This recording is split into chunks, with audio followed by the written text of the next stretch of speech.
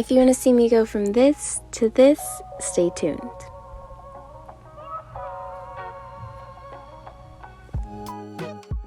Hey guys, so today I decided I'm going to do bantu knots for the Pride Parade. That would be really cute to play with some colors.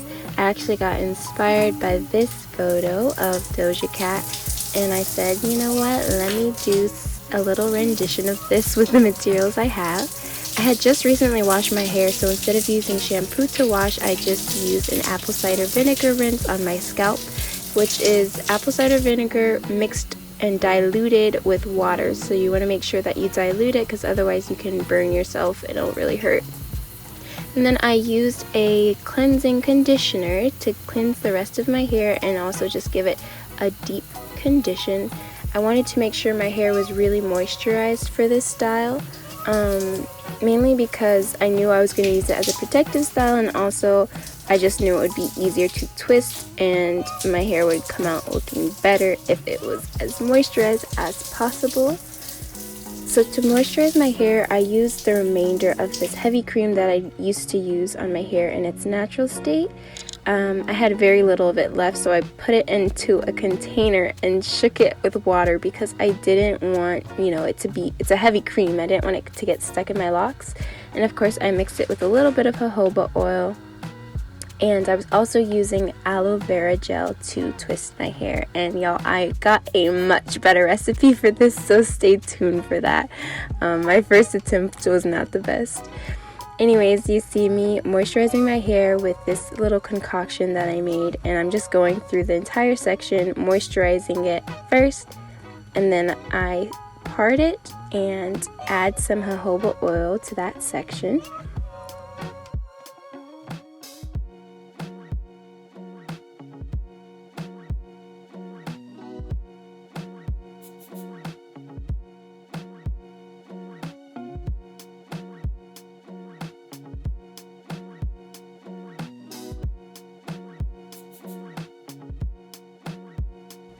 And then I use the aloe vera gel that I created to twist my hair into the bantu knots.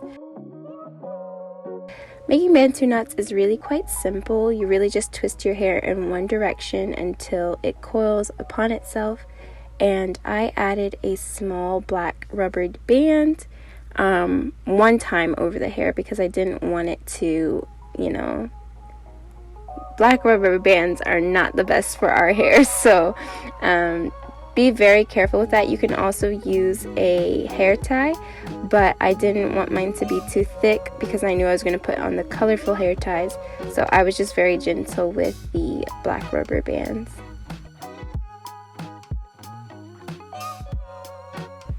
I twisted this small section into a bantu knot and then later decided that I wanted to do some fun with beads.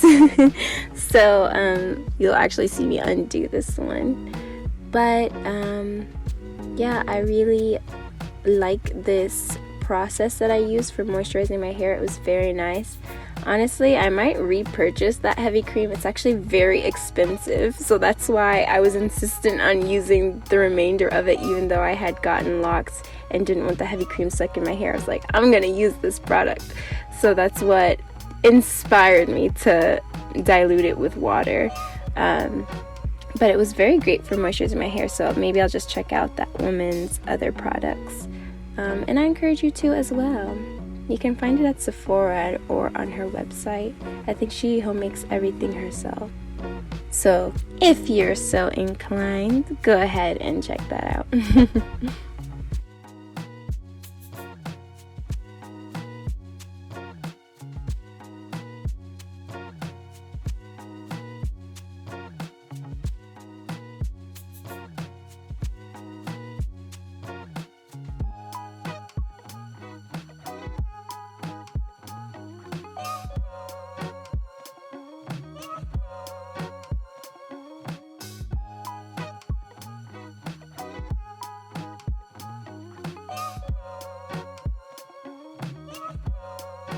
I encourage you to play around with the amount and size of the locks you use to create your bantu knots, and that will determine how many knots you have and how big or small your style is.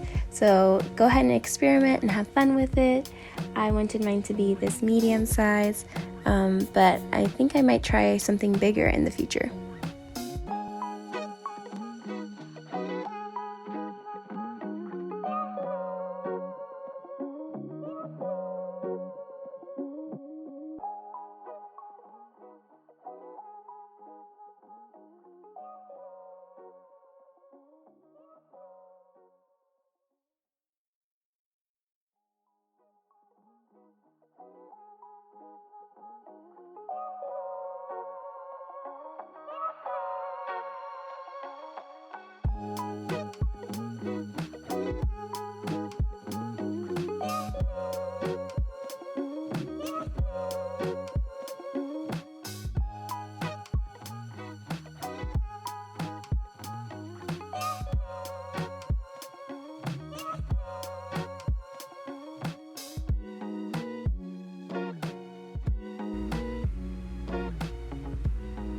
My camera cut off right here, and I thought that I wasn't recording the whole time, so that's why I make this face. Alright, this is how I tied the beads onto my hair. I looped a rubber band through them and then just kind of tied it on like I would any hair tie. The beads that I got years ago, and they're actually very small. The holes were very small, so I was using a bobby pin to like kind of force the rubber band through. Then I added a few golden cuffs to each, I don't know what to call them, little danglies. But if you don't have beads yet, I would recommend making sure that they are big enough to like slip your hair through. Yeah.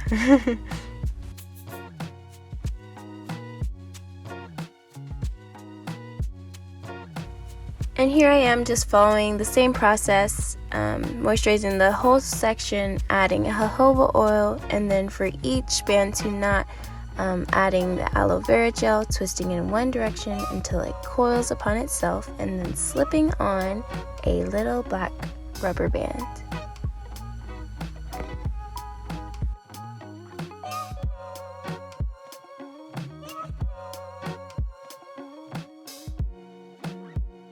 If I were to redo this style, I would ask for, honestly, I thought it turned out really cute, but it would be cuter if my parts were straight, which is kind of hard to do when you have locks. It's really hard to keep those parts maintained, and especially since I've been twisting my own hair since the beginning of quarantine,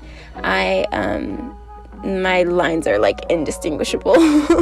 But I know this would be even cuter with straight parts, but you know, life is not like that. So if you have the opportunity to do so, I would. If not, YOLO.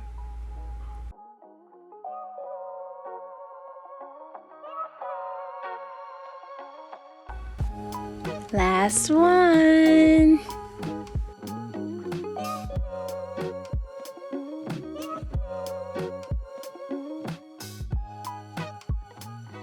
Alright, there we go, finally done.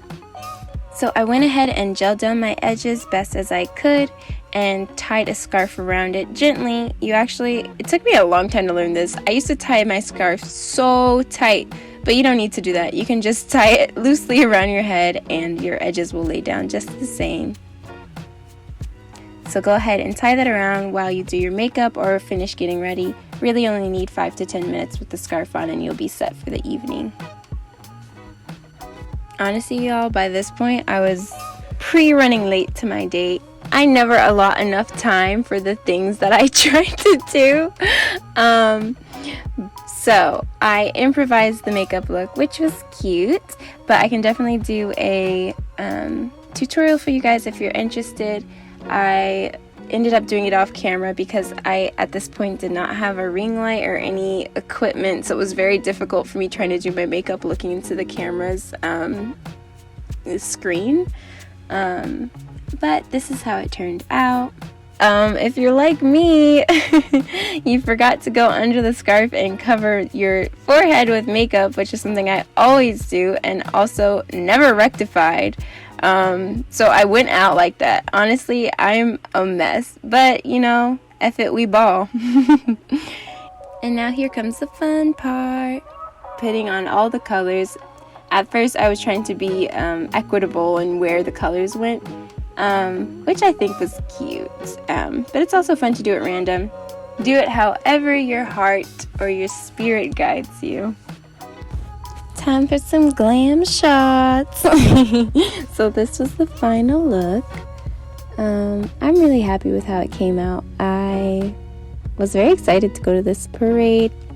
It was the Defund MPD Parade in Maryland. So it was part protest, part parade, which is really just what Pride initialized as. So it was really cool to be in an environment or in an event that recognized all of the contributions of Black trans women to LGBT rights and also to the feminist movement, all of those things. So it was really dope environment. Really incredible people were there, and I was very, very, very blessed and happy to have been a part of it. So this was the final look. I had this little rainbow top, rainbow backpack, and these red shorts and red sunglasses that I love, love, love.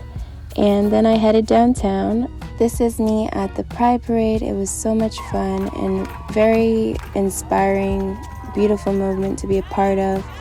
Defund the police, abolish police and prisons and ICE and everything, and abolish America. Thank you so much for watching. Please subscribe and share with your friends, and I look forward to seeing you guys in the next one. Bye.